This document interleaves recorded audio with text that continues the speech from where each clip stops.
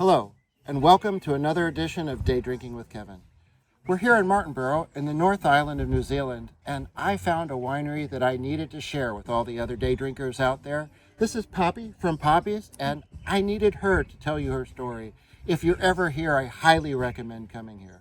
Oh, thank you, Kevin. You're welcome. So tell me about how you started Poppy and what you're doing now. Amazing. Well, I always feel like I'm an oldie but a newbie in Martinborough because Shane, my husband, and I have been making wine here for 25 years.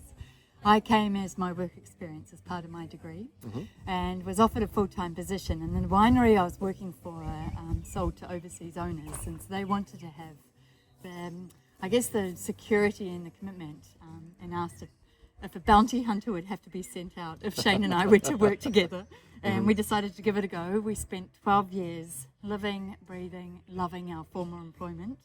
It's not too far away. It's literally just across the road at Dry River. The odds of setting up opposite are not great, but Martinborough is not very big. And I guess when the challenge had disappeared, it was we knew we'd never work apart. So our natural progression was to do our own thing. Well, I can already tell your husband married way above his head. That's so cool. I love that. One of the things that we found amazing here today were all the unique grape varietals that you're using. Yeah. In addition to the standard Sauvignon Blanc and Pinot Noir, which were, by the way, absolutely fantastic, you're also doing some Riesling and some Tempranillo and other. Tell me about those. Yeah, we had this amazing opportunity, and I guess that was the conception of Poppy's. There was a lot of vineyards that were going to no one. There was a time in the industry following the financial crisis. It took about till 2011 to really rear its head in New Zealand, when export markets were cautious. So we got to pick what we perceived as a Grand Cru. And I guess we do have a really amazing ability of creating a wine list within a winery in our region. A lot of weather goes around us. Our harvest period is very long. So we decided, and I did my first overseas vintage in the Alsace region. They're very similar climatically. So first grapes are beginning of March. We picked our last just this week. And I see your experiences there in Alsace coming through in your grapes, whether it's your amazing Pinot Gris or your Gewürztraminer. You really kind of show, wow, what crisp, wonderful wines can be made. Now, you're also doing some sparkling wines as well? Yeah. Love it. I always say if I look like I'm 10 years older in real life than I do on our website, it's the method, the sparkling. So we hand riddle, and we hand disgorge, we hand cork, we hand muselé, and I tell everyone, wait for it, we've got a pneumatic foiler, and then we hand label each bottle as well. Oh, and all of that special work really comes out in the wines. One of the things that I loved today was the Tempranillo, which, I'm going to be honest, probably Martinborough is not known for Tempranillo. Absolutely.